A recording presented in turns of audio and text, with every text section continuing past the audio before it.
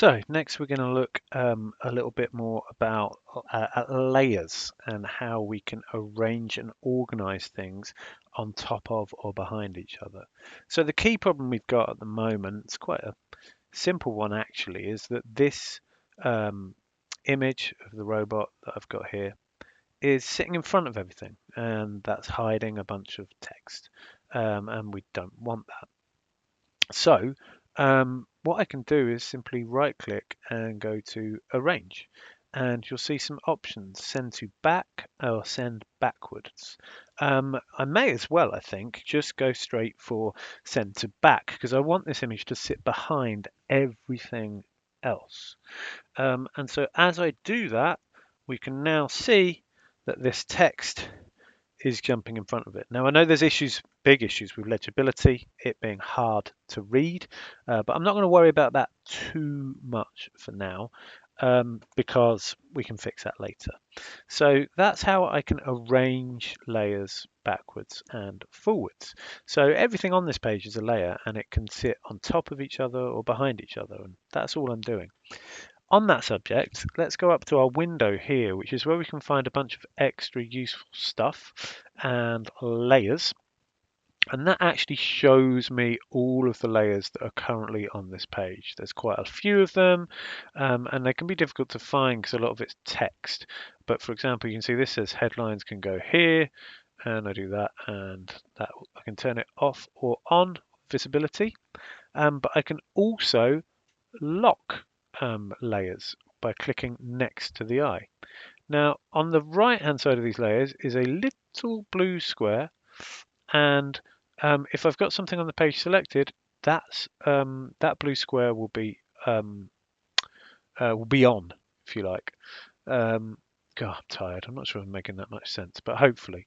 Robotmusic.jpg is right at the bottom of the list because we sent it to the back.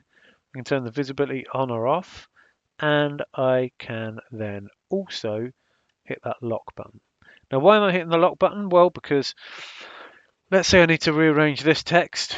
Um, I don't want to accidentally pick the photo out that um, that I've put as a background, and if it was unlocked, I might sometimes find it hard to select, and I might end up moving stuff off the screen in ways I don't want to do. So locking a layer can be a really, really useful option to stop you from accidentally selecting it or moving it or doing stuff to it that you don't want to do. So that works nice, that's simple.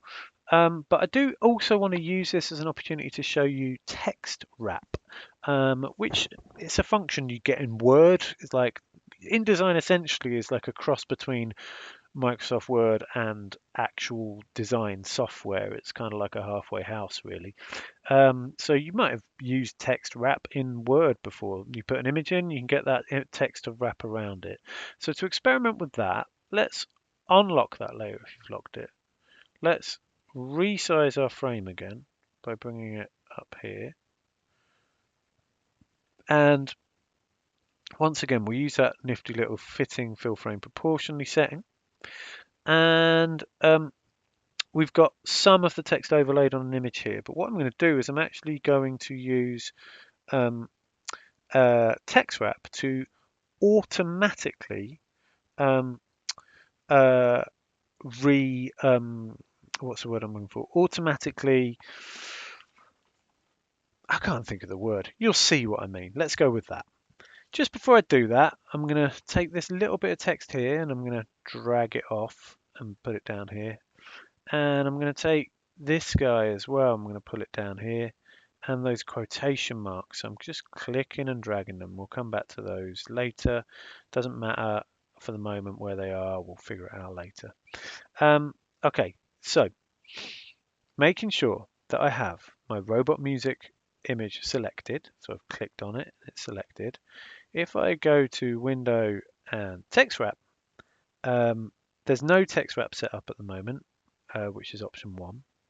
If I slide across to Wraparound Bounding Box, that will add text wrap. And now that text is automatically wrapping around this image. So if I move the image, you can see that it's kind of pushing the text down, so to speak. I've got some options here where I can also set up um, a margin between that, and I definitely want that.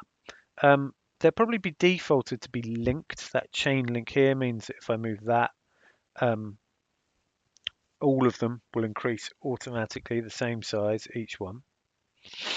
But often it's quite useful to stop that lock by clicking in the middle, breaking it, and I just, because all I need is for this bottom to be maybe 3 mil there.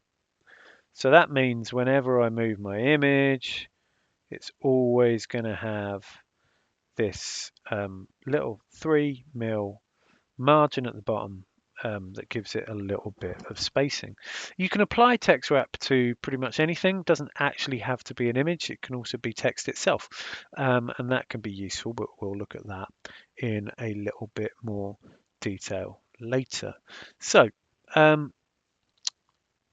that's how we can arrange images by bringing them backwards and forwards.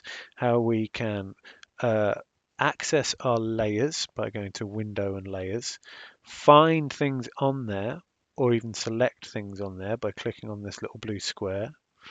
Um, Turn the layer visibility on or off and lock it. And then by going to Window and Text Wrap, we can um, add text wrap and increase the margins of that. What am I doing in the next one? Let me have a little look. Oh yeah, I think we're going to start actually playing with text a little bit in the next bit. So I'll see you there.